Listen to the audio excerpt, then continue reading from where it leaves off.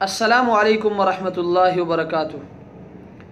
नहमदुहु व नुसल्ली अला रसूलिहिल करीम, अम्मा बादु फ़अऊज़ु बिल्लाहि मिनश शैतानिर रजीम, बिस्मिल्लाहिर रहमानिर रहीम।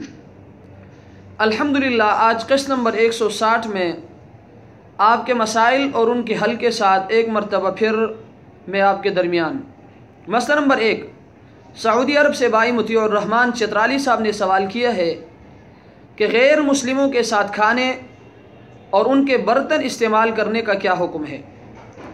तो मसला ये है कि अगर गालिब गुमान ये हो कि गैर मुस्लिम इन बर्तनों में कोई नजस चीज़ मसलन खम्र खिंजीर भी डालते हैं तो बवक्त ज़रूरत धोकर इस्तेमाल करने की इजाज़त है, और अगर नजस चीज़ न डालते हो तो धोए बगैर भी इस्तेमाल करने की गुंजाइश है, मगर गैर मुस्लिमों के साथ दोस्ताना ताल्लुक़ रखना, बिला ज़रूरत उनकी चीज़ें इस्तेमाल करना या उनके साथ एक बर्तन में खाना खाना गैरत ईमानिया के ख़िलाफ़ और दुनिया व आखिरत में तबाही का बाइस है। इसलिए हत्तल मक़दूर इससे एहतिराज़ लाजिम है। अहसनुल फतावा जिल्द नंबर 8 सफ़ा नंबर 114।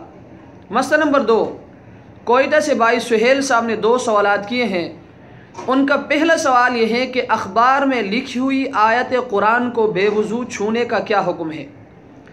तो मसला यह है कि जहाँ आयत कुरान ये लिखी हो सिर्फ़ उस जगह हाथ लगाना मना है, दूसरे मवाज़े को हाथ लगाना जायज़ है।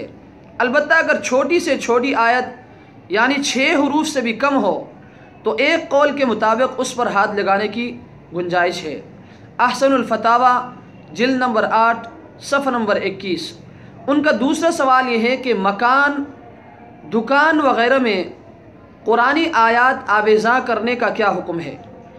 तो मसला यह है कि जहाँ टीवी चलाया जाता हो या तस्वीरें हों वहाँ आयात लिख कर आवेज़ा करने में कुरान मजीद की बेहुरमती है, इसलिए जायज़ नहीं है।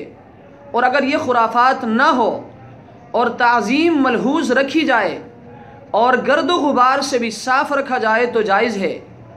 दीवार और दरवाज़े पर आयात लिखना बहरहाल मकरूह तंज़ीही है, इससे एहतिराज़ करना चाहिए। अहसनुल फतावा जिल्द नंबर 8 सफ़ा नंबर 23।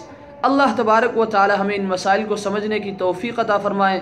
व आखिरु दावाना अनिल हम्दुलिल्लाहि रब्बिल आलमीन।